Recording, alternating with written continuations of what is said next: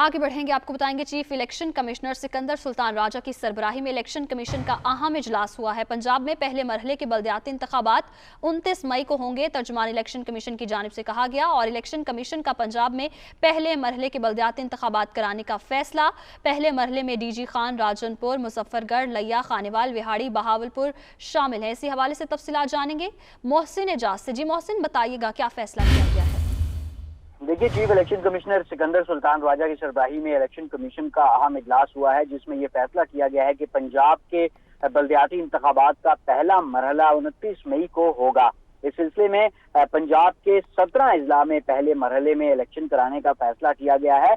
और इन अजला में DG Khan division के डीजी खान, राजनपुर, मुजफ्फरगढ़ और लिया शामिल हैं, जबकि मुल्तान डिवीजन से खानेवाल और बिहाड़ी में इलेक्शन 29 मई को होंगे। इसके साथ साथ बहावलपुर में भी बल्दियाती इंतखाब जो है वो 29 मई को होगा। इलेक्शन कमीशन ने यह फैसला किया है।